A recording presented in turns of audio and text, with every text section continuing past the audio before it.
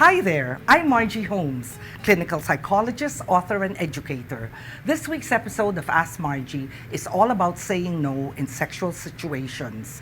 We received not only questions but also comments and reactions on this week's topic, and here are some of them. Pat de Macleod. It's hard to say no when there's emotional blackmail involved, when someone you love tells you, if you really love me, you'll do it for me. Ruth Soldevilla. It's hard to say no when it means an end to a relationship. But if saying no will liberate me from an oppressive chauvinist man, I won't have second thoughts doing so.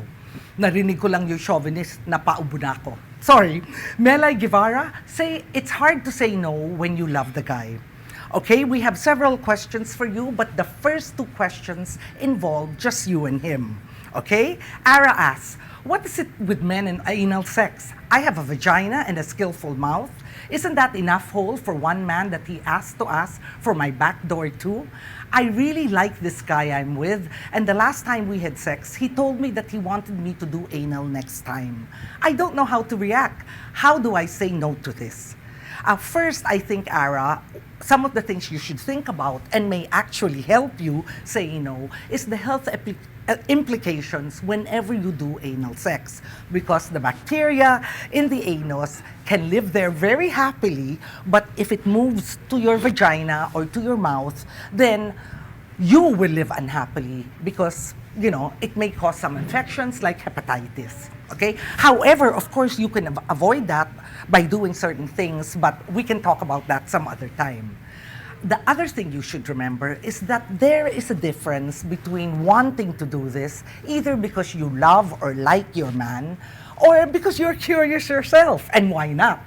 Anal sex is not something people do all the time. But there is a difference between wanting to do it for whatever reason and forcing yourself to do it just because you don't want the guy to leave you, you don't want the guy to think you're too conservative, etc., etc.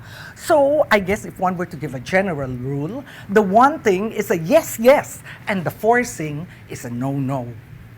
Next question, an anonymous viewer says, brimming is not something that you usually do in sex, but you would do it just to satisfy him sexually. Well, before I make comments on this, which actually will be the same as the one above, when your man asks you to do something that you're not really willing to or you're surprised that he asked, let me just define rimming, okay? Because not all of us know what it means. Rimming is a kind of oral sex, but what it involves is not your genitals, but your anus and your perineum, okay? If the guy is rimming you, then it is your anus and your perineum, and it will be his mouth, lips, or tongue, okay? And of course, vice versa is vice versa. Now, let me also explain what perineum is, because not very many people know the meaning of this word also. And just to give this a little bit more gravitas, let me quote from the Sinclair Intimacy Institute, okay? The perineum is the area of skin which is very rich in nerve endings, and this is located below the anus, which, as we all know, is the opening for bowel movements, and some other part of the person's body. Okay, for women, the perineum extends to the vaginal opening, right? From the anus to the vaginal opening. For men, it extends to the base of the testicles. Right, so like anal sex, rimming can be very surprising if the guy asks you to do it, because it is not that common, and because we relate the anus with something dirty, etc., which we don't have to, by the way, but because we do, it may be something more shocking than being asked to do something which is also different but doesn't involve the anus. So it's the same principles as the one above. Be careful because there are health implications. And the second is, remember, there's a difference between wanting to do something, whatever it is, to please him or because you want to satisfy your curiosity, okay? Because you want to know more about what sort of person you are, between wanting to and doing it or forcing yourself to do it because of some other person. Now, we have answered two questions which have to do with just yourself and your partner. The following two questions will involve more than you and your partner, and therefore has other implications, mainly legal. Okay? Anonymous says, my partner likes risks and gets turned on by sex in public places. I really like him and want to satisfy him, but I am afraid I am not that adventurous. Turning him down can really be sad on my part because I can see the disappointment in his eyes. Is there a better way to say no to them? Is there an alternative or a compromise for such fantasies so that maybe you can advise me to try it? Okay, first, Anonymous, I really admire you that you have considered alternatives as opposed to compromise, right?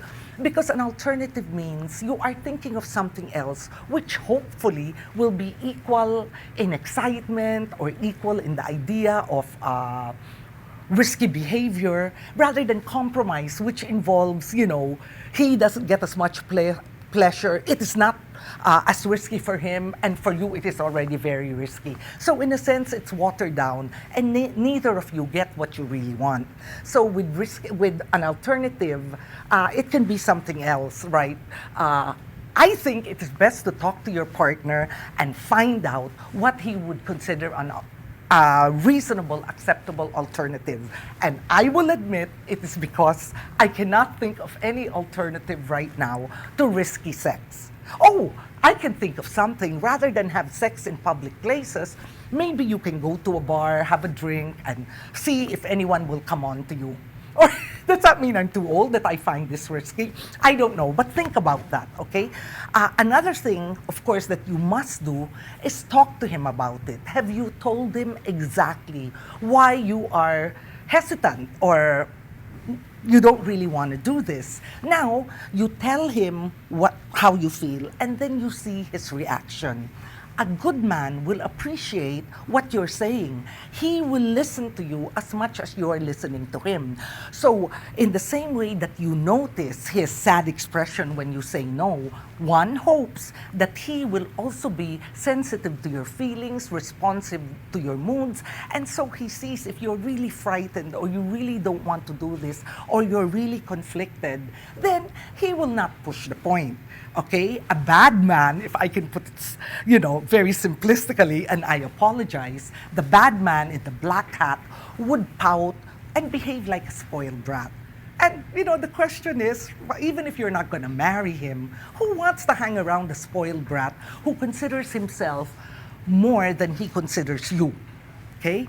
Remember, too, that risk-taking can escalate over time. Now he wants you to do it publicly. Next time he wants you to do it on the ledge of a tall building. I mean, we're not all Tom Cruise, as he was in that last movie. Anyway, always listen to your discomfort level. And that is a very good guide in terms of what you want to do.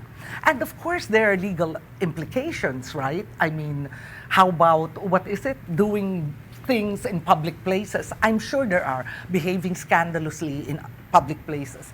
Are you willing to take that risk? And also, I am not saying that anyone who watches you having sex in public will want to rape you or will actually rape you. Okay, this is like a stereotype, right? Or a fear that is not really based in reality.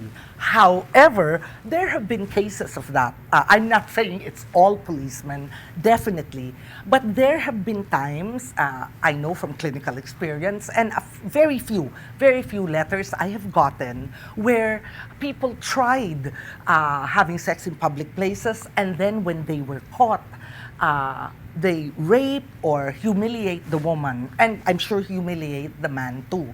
So I think you really have to think about this, because if someone catches you, you see, you're in a one-down position, you're so vulnerable, and not everyone is as nice as you or me, okay?